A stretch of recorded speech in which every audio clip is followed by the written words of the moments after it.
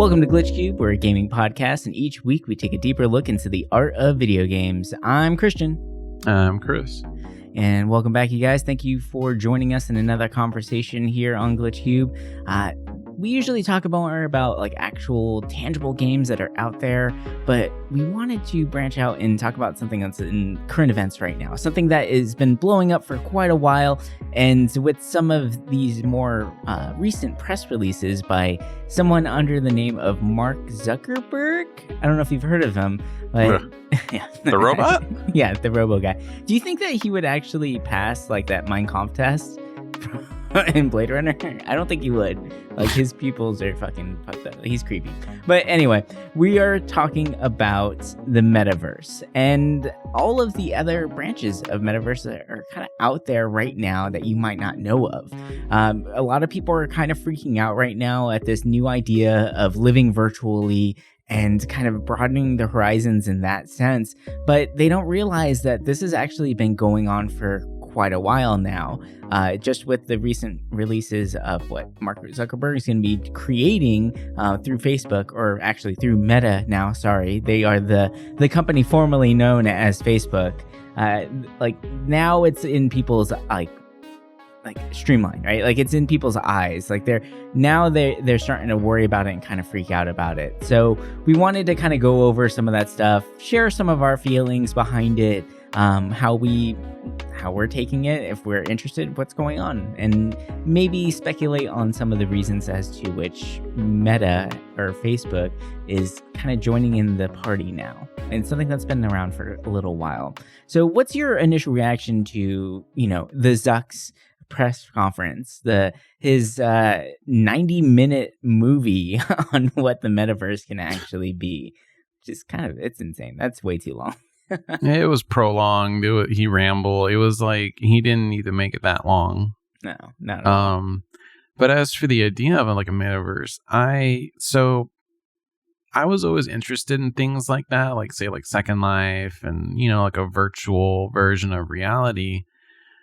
I was always fascinated by it. And growing up, I was like, it'd be cool if like, we could live in like a game almost. Mm-hmm. A game where you can run around and do things and you don't have to worry about like getting hit by a car or something like that. I mean, I'll get more into it, but they're going to make it a little more real. But I think it'd be interesting. My fear with a metaverse is that, do we become the product? Right? So instead of us having fun, exploring, playing games with our relatives in this virtual world, are we going to become products? Like, are they going to find another way to harvest our data? Or are they going to, use these metaverses as a new ad space? Instead of back in the day where we just saw like a ton of pop-ups on our screen, are we going to see advertising signs everywhere? Yeah. But if it was like a Second Life where, you could goof around, get married, all that kind of like dumb stuff, I think it'd be fun. It's just with Zuckerberg's Meta, I'm like, there's another side to it that we're not seeing yet. Yeah. What about you? I feel like there's benefits to this technology. There's definitely, if you look at, let's say, for instance, a lot of sci-fi has put this idea into place already, right? And probably the most recent one that people are familiar with would be Ready Player One.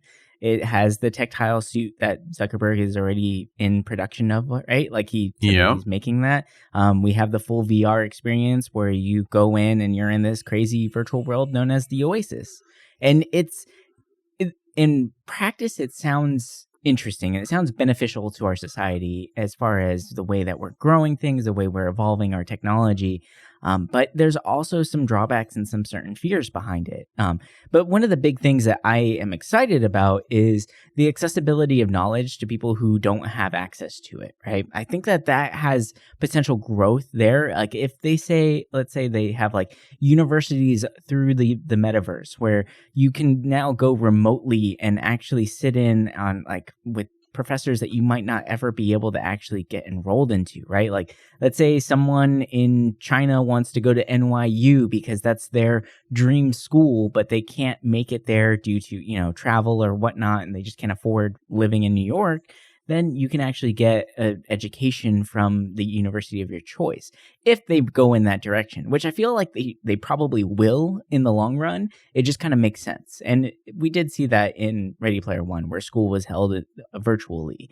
So that aspect to me sounds interesting. Like there is some sort of like niceness, I guess, or like a shining light at the end there. But then, like you mentioned, are we going to become a product of this, right? And I think that's just inevitable. The way that Facebook has now taken over social media and how they own everything, they watch every click that you do. And a lot of these advertisements get super tailored to you when it comes to the metaverse and how they're actually integrating it, not just with virtual reality. You can go over your laptop, you can go over different aspects. You can even wear like the AR glasses and things like that. Like everything you look at from now on, because I guarantee those glasses are going to have eye tracking, is going to have some sort of like advertisements or like things like that being pushed at you. And then comes into mind like your privacy, stuff like that, or like maybe some stuff that you don't want people to know about you might start showing up, right? Like let's say you happen to be walking down the street with your friends and you all have AR goggles on or your glasses, and you see something pop up that might be a little lewd or maybe something a little different, right? And that you offhandedly remark on it, and then everyone's like, wait, I don't see that. What is that? Right? Like, like it might be,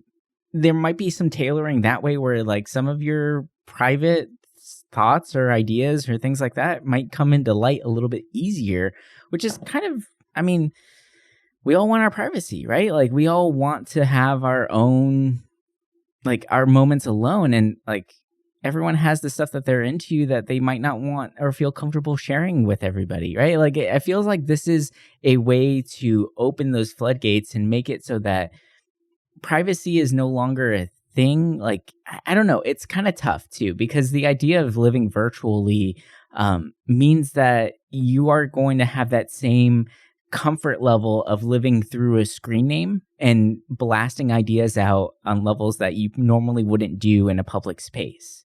So it's tough for me. Like, I feel like I'm really torn because I love the advance of technology. I love the fact that we are growing, and there are some benefits that I could see from the metaverse and like from areas of this. But then there's also some major drawbacks that I'm kind of afraid of. Like, am I crazy in this thought, or do you kind of share some of those ideas of like this general fear?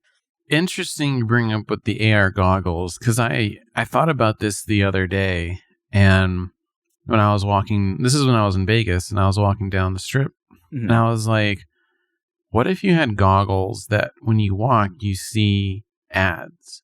Kind of like, Blade Runner, where there's like 3D visuals or like holograms in the sky. Right.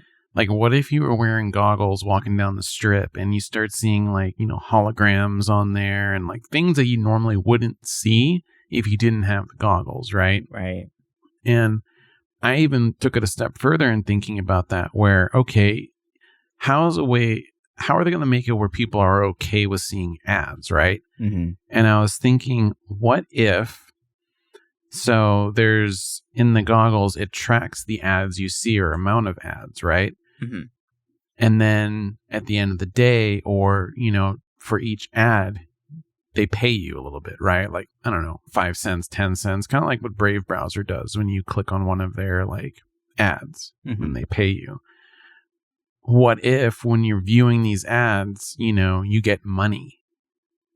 Is it going to make you go run around looking for ads everywhere and try to get paid? Like, I think that with AR goggles, like you said, especially when it becomes personalized, it runs the fear of, they track our browsing history, right? Yeah, but the thing is, that's just what we're looking at online. They can't track what we're doing offline, right? They don't know, like, if a person is, I don't know, consuming drugs or, like doing anything that you normally wouldn't do on the internet. But when you start doing it in a virtual setting, everything starts getting tracked because you're doing what you're doing in real life. Yeah. Would they be using that in a different way? Is that another form of data that will be taken? I mean, there's some people that are going to look at this kind of stuff as a game, and they'll treat it like a game. But then there's going to be people out there that are going to treat it as if it is another life. And when people start putting their interests or their thoughts out there, it's just going to be harvested, in a different way. And yeah, it's interesting. It really has that like weird side of it. Like, okay, like the people are going to use this kind of stuff in a different way. And, going back to something real quick about you said with the schooling. So God, this was maybe like 4 years ago now. Mhm. I did a class report on a VR, and there was a project where they have it where you can attend, school in VR. Mhm. I think it was like in beta, like it was like really early. Maybe it was even alpha testing. But imagine you put on your VR headset and you go to your class, and basically it's just like being a class in school. Right. You learn it there and everything. And then there's another project, which I think maybe they're in partnerships or they're pretty similar, but imagine you're in a history class and the teacher like waves or something, and it takes you to the setting in the history lesson. So you'll get warped to, like ancient World War Rome or II. whatever. Yeah, ancient Rome. Like you go to that virtual setting, and obviously they have to code all of this stuff, but they could code in saying like, see, this is Pompeii, and you get to see it from an aerial view, like the volcano coming down. Like stuff like that's cool, like to actually get a deeper learning of history. And I mean, yes, this would be how they would have to treat it like normal teaching. Like you can't just have anybody teaching these lessons, because God forbid you have someone in there trying to teach an alternate history. But Right. I could see 10, 15 years from now, this virtual classroom with these advanced settings being a thing. And I mean, to an extent, as someone who doesn't really care of taking an online class or a class physically, I would love it. It's a really cool idea, and being able to actually be there virtually, it's interesting. Yeah. And with some of the technology, it's VR is not just two joysticks in your hand anymore. They're making it so there's actual fingertips and like actual like grips. And I mean, just imagine you're writing in your notebook virtually, or Right. typing. I mean, I guess typing would make more sense, but it's really fascinating, because I feel like the educational part of VR is advancing very, very fast. But when it comes to like what you're saying with AR, with ads, it's kind of like a gray area, I feel like. Yeah. And another thing too, like you actually brought something up too. Like let's say theoretically someone has the AR glasses on, right? Is it Mhm. going to be treated kind of like body cams on cops? Because if you think about it, like Ooh. when you put the AR goggles on, you're turning on the device and you're sharing everything, not just your own data, but you're sharing what you're viewing as well, right? So let's say someone like you got some kids at a party who are underage and they have the glasses on, and like you can see them. Like, is that being recorded, right? Like that's what I'm wondering. Like, is that being recorded, and can you see them doing, like drinking underage, or maybe someone doing or selling drugs? They just happen to forget to take their AR glasses off, or whatever it may be, right? And like, Ooh, can that's that a be good point. used against them in the future? Like, is this another way to kind of entrap people? Like, can that be used that way? Because we're like already in the court systems, they talk to people, like to companies like Facebook and stuff like that, to extrapolate their conversations, or even whenever they talk to Apple to get their phone logs and stuff like that. Can you then now pull their visual data, like the video feed of what they were looking at with these AR glasses, right? Like, can you extrapolate that information out now too? Like, can that be used against them? So I'm wondering if that's another aspect of it that can be taken.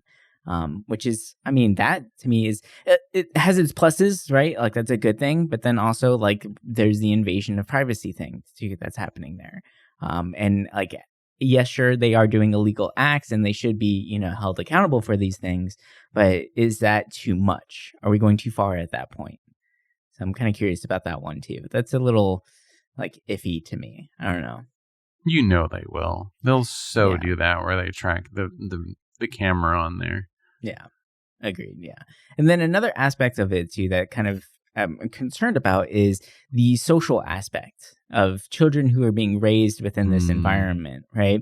Like, sure, okay, if you do happen to go to school or you're able to go to meetups and things virtually, you could probably have like privacy blockers and make it so that only people that you accept get to chat with you. So the idea of bullying or verbal bullying would then kind of go away in that aspect, right? You would be able to protect children in that way. But at the same time, how are they supposed to meet new people or, broaden their own mind in that aspect or hear new ideas that they might not know about? Like, are they going to become more, I guess, what's the word? Like, oh gosh, I can't even think of the word. Like a recluse? Hermit? Yeah, like less branched out. Yeah, exactly. Like, are we going to be more stagnant in our ideas, right? Like where you can just say like, okay, well, I don't hold the same beliefs as this group, so I don't want to hear anything from anyone that has any affiliation from this, right?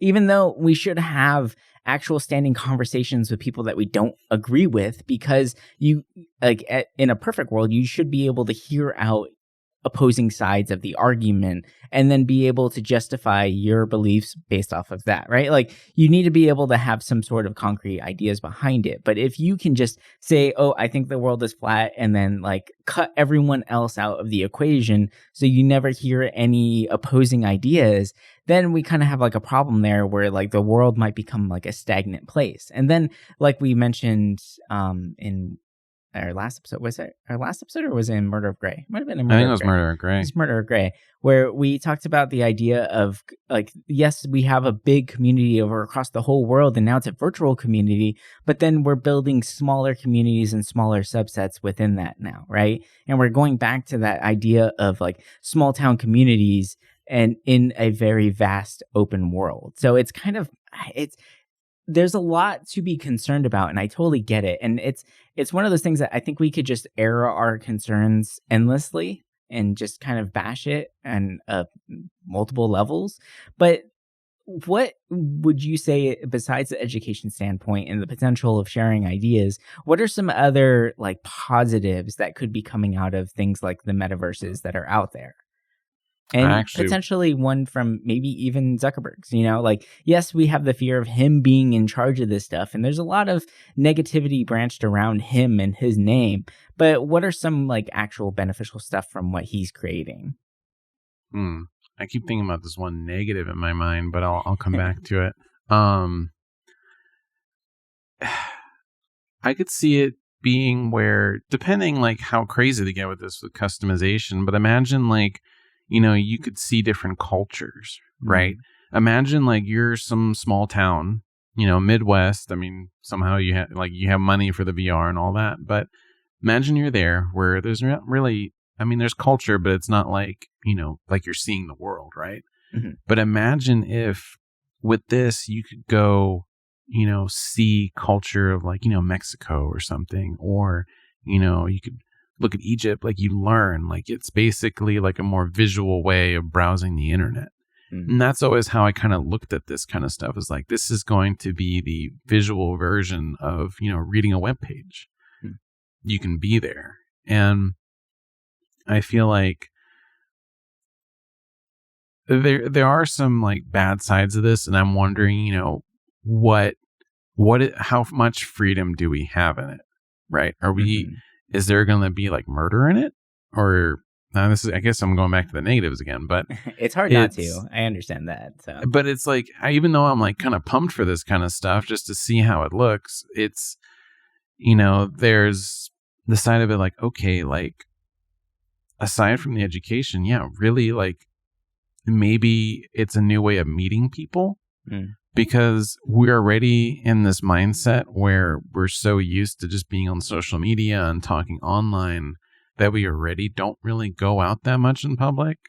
I feel, well, I'm speaking for myself, but it seems like a lot of people are fine with just talking, virtually, be it like Twitch or, Facebook, Twitter, all that kind of stuff. We already talk to each other so much virtually. Or the VR chats now and stuff like VR that. chats, yeah. And, we're more comfortable doing this. So is this a way for us to meet even more people? It just makes me wonder, like, so imagine if we're all sucked into this world and we're just doing this, like people finding partners. Like, what are we going to like meet somebody in this virtual world and then be like, hey, where do you live? Oh, I live across the country. Well, could we meet up, or do we treat this like a totally separate thing? It's like, right.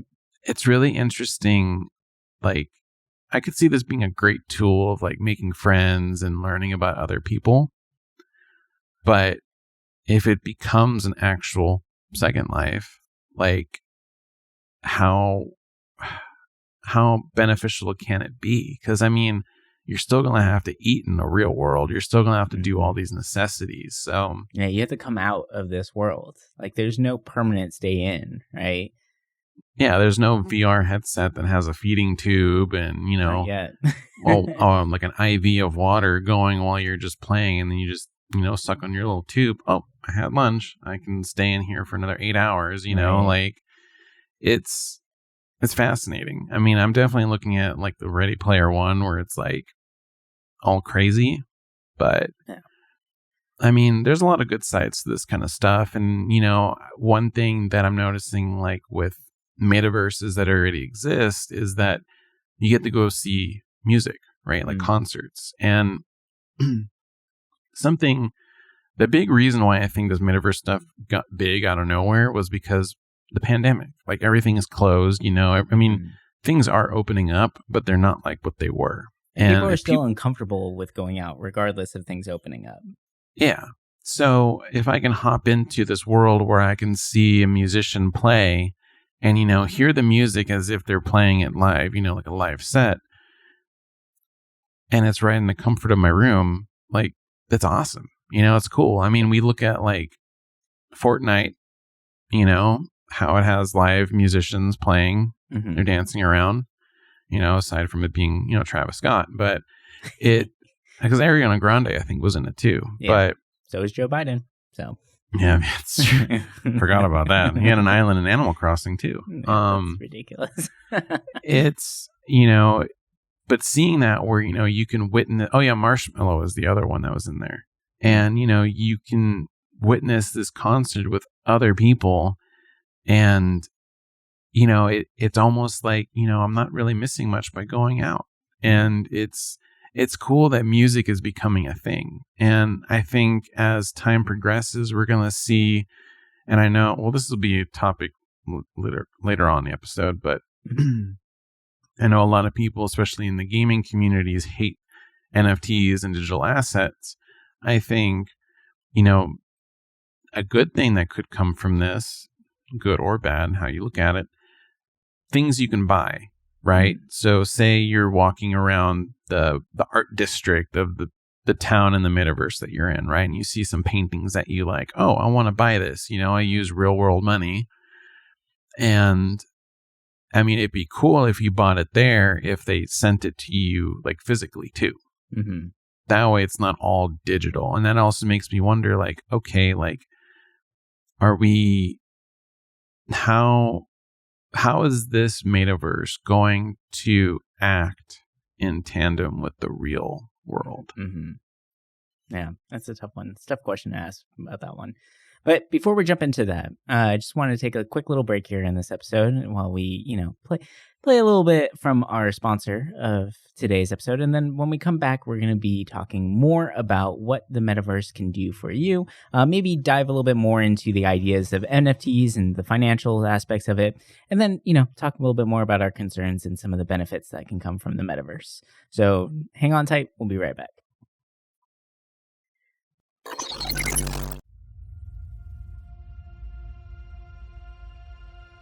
You find yourself staring down the mouth of a dark cave, hearing the low rumble of something large inside. This is it. Everything you have been fighting for lies just within this cave. Hey man, what's the matter? This is your big ending fight scene. Yeah, sorry about that. I've just been so tired today. Feels like I've been hit with like 2 points of exhaustion. Ugh. You know what? I have just this thing to get you back into the adventuring spirit. Really? Of course. I have a delicious roast from Geek Grind Coffee. Huh. That sounds pretty cool. What kind of brews do they have?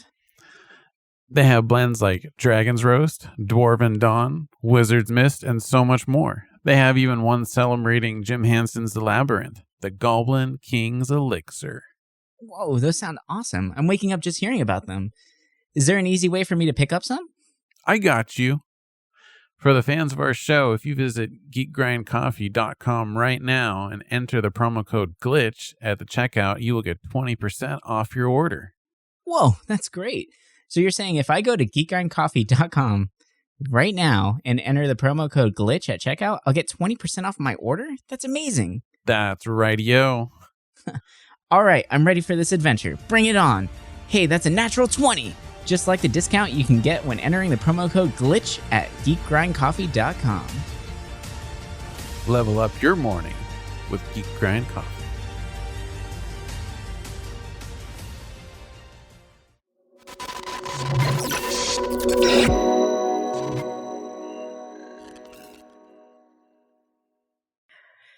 All right, you guys, we're back, and we're going to be continuing on with our little conversation of the meta and the metaverse and all that craziness that happens behind it. Before we hopped off, you did mention about some of the concerts that you could potentially go to, and it's something that we're seeing a lot more frequently, and it seems to be like the easiest thing to share across the metaverse currently, right? And to show what it could potentially do. And I think one of the great things behind that is helping people deal with their social anxieties, and things like that, right? Like, it's coming from someone who actually does not feel comfortable going to concerts or to large gatherings like that. My anxieties kind of flare up quite a bit whenever I do that, unless I'm with a group of people that I feel very comfortable with, right? And I think that this is a nice way of dealing with that, handling that, so you can always be with your group of, like, your comfort group, right? Whether it's alone or with some close friends that are sharing this experience with you. But once again, I'm curious of, like, how is this going to impact you socially in the real world? Because you have to remember that you have to come out of this device, right? You have to actually experience the real world. You can't be in there all the time. And yes, you'll have your nice little security blanket, but whenever it comes to actual person-to-person, face-to-face interactions, it might be a lot more difficult to deal with those things going forward, even more difficult than they are now, because you definitely won't have that extra security blanket of the glasses or goggles or whatever it may be, or your avatar even, right? So it's one of those, like, tough aspects behind that. And I do want to talk about the avatars a little bit real quick. And we're seeing this a lot more in media as far as shows and stuff like that. Like, there's even the show that's out currently, Alter Ego. And I think this is like media's way of showing, or like TV's way of getting people comfortable with the concept of avatars being our true selves, right? And if you don't know what the show Alter Ego is, it's a singing contest. Of course, there's so many damn singing contests out there on TV right now. But this one, you actually get to create, like, these people feel like they don't have the right look to be a pop star, but they want to sing. They want to share their talent out there with the world. Whether they might be a little heavier, or they might, just not fit the formula of what a pop star might be, right? So they create their avatars, and then they sing for the audience through this created little avatar that looks like a Fortnite character, right? And they're able to share their talent, share their passions with the world that way. And that sounds great on the surface, right? Like, it's another way of getting people out there, getting people to show their creative side, to be comfortable in that sense. But there was one line that one of the contestants said during the show that really kind of bugged me and kind of stuck with me for a while. And it made me question the validity of the show, and kind of made me uncomfortable with the concept after all. And it was one of the contestants. She was kind of a bigger girl, right? And she said that she hasn't seen anyone in media or pop star, like, or across that way, like, be that looks like her. that is as popular, right? But then whenever you see her avatar, she made something that looks like a very stereotypical pop character, right? Like very fit, thin, perfect hair, all that crap, right? Like, so I'm wondering, like, how, like, sure, she's able to share this, but then at the same time, we're not expressing like understanding or like making it okay or acceptable for people who might look different or not fit the mold necessarily express themselves still, even with shows like Alter Ego. So I'm wondering, like, what's your take on that? Because I feel like it's really like, sure, the idea of the show seems like a good idea, but then whenever you have stuff like that where they're not actually expressing who they truly are, they're fitting the mold to then share their talent, right? Like, there seems to be a juxtaposition and a problem with that in my mind. So what's your overall thoughts on that? So I'm totally for people having avatars, right? Especially when your avatar is kind of like has your interests like mixed. Mm-hmm. And I kind of get, sorry, my dog's snoring really loud. That's okay. Move him a little bit.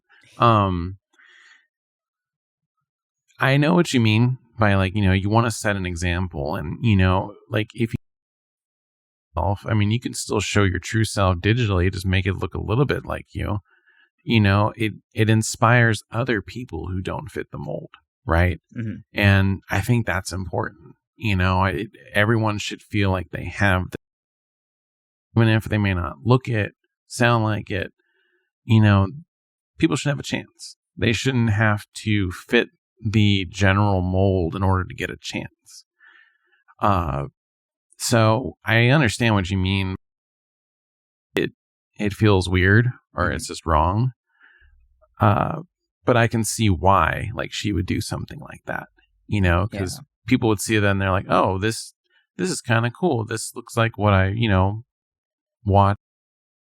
You know, it's sad because it's more so a problem based on like society and stuff. Mm-hmm. And, you know, in order to get your voice out there, you have to conform. You know, we're not at a point in where, you know, people are, they don't look past that. But I mean, I'm a person that I make, even for my avatars, I would do something totally different that wouldn't look like me. Mm-hmm. You know, women just because they have cooler clothing. It's true. And there's a lot of people that do that. I guess I'm one of the weird guys that, like, all my avatars are super short because I'm short. Like, they always have crazy hair because I have fucking crazy hair. You know, like, I portray myself in my avatars, and I've always done that. I don't know. Like, it's one of those weird things, and maybe that's why I'm so biased against that idea. I feel like we are selling a product of ourselves when we go online still, especially nowadays with how businesses are going remotely and all that. Like, it just makes sense, right? Like, you're selling yourself on there. That's why none of my usernames are always like anything crazy. It's usually just my middle name, which is, I mean, sure, I like my middle name a lot and I think it's a little different, but it's still me in that sense. So I can keep reminding myself that, like, I'm still the one being, like, representing myself here. You know, and like, as far as my avatars go, I still kind of try and keep it as close to like my own self or my true self whenever I'm online, which I guess is kind of like a weird thing to do. But I feel like it's kind of essential, especially now with the growth of Metaverse and like how it can potentially change the way we look at businesses and how we accomplish jobs and tasks and things like that. So that's actually the next topic I wanted to kind of touch on a little bit here, is the potential to make money over the metaverse and how businesses might be like branching off into this area going forward. So what are some of the ways in which that people can actually use this as a tool to make money? I know that in Mark Zuckerberg's little movie that he put out, that he talked a lot about people potentially making business choices on there. Or like, let's say one of the visual aids that they gave was an architect who's working from home is able to actually look at blueprints and plans through his AR glasses and respond to emails that way from the comfort of his own home. But what are, like, that's one potential way in which we can, you know, extrapolate how we might be able to make this a business and make it something that is used on a wider scale. But what are some other interesting ways in which that people can make money currently through these various different types of metaverses out there? I definitely think about the music. Like they could sell concert tickets, and they could do it that way. Like say, so a lot of the metaverse is out right now. You have to buy land, right? Mm-hmm. So if you wanted to set up a structure, you'd have to purchase the real estate, which in a lot cheap. It's easily over a couple grand, like real money. Yeah. So, and I mean, it can go all the way up depending how big the real estate is. I look at, there's this one, the Metaverse, the one that started all of this, Decentraland. They have these really huge plots of land for big companies, and Atari is one of them. Mm-hmm. Actually, doing some research on this, Atari, the most real estate in all these metaverses. Like, I think, that's interesting. they're a little bit in each little thing, and I have a weird feeling Atari is going to have a much bigger picture in this world because Atari is dead. Yeah. But I think that they're trying to do a comeback with this. And by them buying all this real estate in these games, imagine you're walking down with your friends. You're going to like pool hall because you want to play some pool, and you see the big old Atari building or stadium there, and it has like, come in, play games. And going with the Decentraland, you can go into the Atari building and you can actually play 20 of their games, like original Atari games, in that with your friends. And I think, so big companies who take the initiative in buying this land, it's advertising. It sounds dumb, but imagine like you're going there every day to play these arcade games. You're going to end up liking, say, Atari more, and then you're going to be more interested in buying their stuff because that's just how business works. Right. And I think any corporation or company that builds their buildings there, selling their ideas or talking about their products, it's another way, and it's different from, us seeing an ad on, see ads anymore with ad blockers, but it's, instead of someone talking about, oh, this new coffee maker. Well, in the metaverse, when you go to, and you see that company's little store, and you go there and you can watch a virtual demonstration of how it works, or they can play their video on one of the TVs. Or maybe even like a coffee place showing their farms, right? Like maybe you walk in and you're able to actually walk through a farm in Costa Rica and see the workers actually doing, like, harvesting the crop and stuff like that. That would be really interesting to me, at least from that side point, cool. Right? So I guess it could be a good way for businesses to share their core values and how they actually do these things and be more transparent with the public, which would be a beneficial way. Like, that would be nice. I don't see every company doing that, but it would be interesting for some of these fair trade companies to actually show the fair trade, right? To actually show their core beliefs being to the audience, to this VR world. Yeah. I mean, that would be really cool. There's a lot of possibilities for this. And because it still is like young idea, like, see everything yet, right? Everything's pretty basic. Like, Decentraland is probably the most advanced because they've been around for a while. And I mean, mostly a lot of it's just for music, like Deadmau5 played there. I think like a lot of somewhat known people have made appearances in it. Mm-hmm. And it's interesting because eventually, you'll start seeing that where, they might have demonstrations. It's fascinating, but looking at ways people can make money, people can create assets too for these games, right? So imagine with Meta, if someone wanted to make a Supreme shirt, Supreme opened up a shop there. Mm-hmm. You could pay money to buy clothing, and then boom, they get money from it, and you get your little virtual shirt. Right. I mean, I would hope they send you an actual shirt too, because Supreme it'd be shirts. nice. Yeah, no, not at all. But there's for companies, there's a lot of ways to make money in these. But as for us, the players, the people, music, I think would be good, or an artist, galleries in these metaverses where people will, they'll actually have paintings up that people do, their NFT art, and people can go there and buy it like a real art gallery. Mm-hmm. So, there's going to be a lot of like creative jobs, I guess you could call, that'll probably, decently make money in these. But as for us people, because there's a lot of talk with these metaverses like play to earn stuff, right? And we could go there and earn money for ourselves. There's games like that already where people have quit their jobs to make money from these like digital assets. But it's, I don't know, maybe because it's too young, they could do with it. But just by creating assets, I know you can actually make decent money if you make cool stuff, which is interesting. Mm-hmm.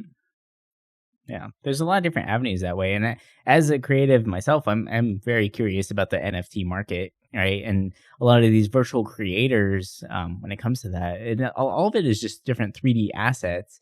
And that kind of brings me into my next question here is a lot of the times whenever they show things from the metaverse, and especially during even the Facebook press conference, all of the avatars look like something from, Xbox Arcade, like your little avatars you have there. It's the same kind of style, or like PlayStation Home. Yeah, or like in Sandbox, they had very voxel graphics, or even the Star Atlas, which looks like a huge, amazing explore space kind of game, right? But here's my main question here is this actually a game, or is this something different? Because it's being portrayed kind of like a game, and I wonder if that's going to turn people off, even though it's saying that it's extended reality in its own sense, right? So what is it exactly? What is the metaverse, more a game, or is it alternate reality as the true sense of it, right? And that's where I'm kind of curious about that one. I think with the way Zuckerberg was kind of marketing his Meta was that, it's going to be a place where, we can play games with our family members who might be or something like that. It seems like he's trying to make it seem like, oh, this is going to be like a family friendly experience, or we can just virtually hang out with people. Mm-hmm. But look at there's a project where it's called Meta Hero, and they're able to create objects from real objects, right? Mm-hmm. So say, I don't know, they're able to scan it with their cameras. They have a huge camera room, and they're able to make a 4K graphic object of whatever you put in those cameras. Mm-hmm. And then that would be used in, the virtual world. You could reproduce everything you own and possibly build your own virtual house. And that's makes me think I think some of these metaverses are going to be more like a game, but played as if it is like another life, and it's interesting because I think we're going to see once Meta gets out there and these other ones start following suit, I think that's going to be the big difference. More like a game, and the other ones, it's you can do more real things. Right. And that one thing, and this is the negative I was thinking about before, is that moderation. Right? Yeah. So say it is, how's the moderation going to help? They're not going to have virtual cops, right? And GMs, there can only be so many GMs watching things, watching chats. And granted, I would think with kids, they would have more restrictions to do things, because it'd be scary having a kid that could just run around, and then, there's some adult who, might say something weird, or, they might get access a virtual pedophile style stuff. Yeah. Yeah. There's that scare of it. And That's what I'm wondering. Like if they keep everything kind of like a game, then there really isn't that problem. Mm-hmm. But still, because you're probably going to be talking on microphone with them, what could happen? Yeah, it's kind of I mean, regardless of all the benefits and things like that, I feel like it's still kind of a scary thought. And it's still scary because it's new and there's a lot of unknowns as to what it could potentially be. And I mean, we do have a lot of really good examples of what a metaverse can be, with Decentraland and all that, because they do have some time in the market already. But with the way that it was portrayed to us through Facebook's new revisioning of what a metaverse can be, it's a little like people can be a little timid about it. And I totally understand that. And it's all of your fears are justified because it is unknown. And the way it was portrayed to us, it wasn't like it's a technology that you will have access to. They portrayed it as a technology that you will be using, right? Like this is something that you will be forced to use in the future. And that's a little much, I think. And I think they are the reason why things are looking more like a video game now first is the people who are going to be able to gravitate towards it or to accept it more easily are gamers.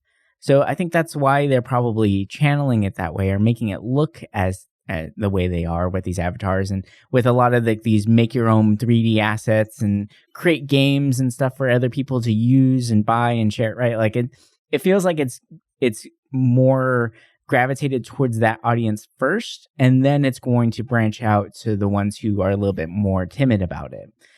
It's the same thing that happened with basically all social media. When Facebook first came out, it was for college kids.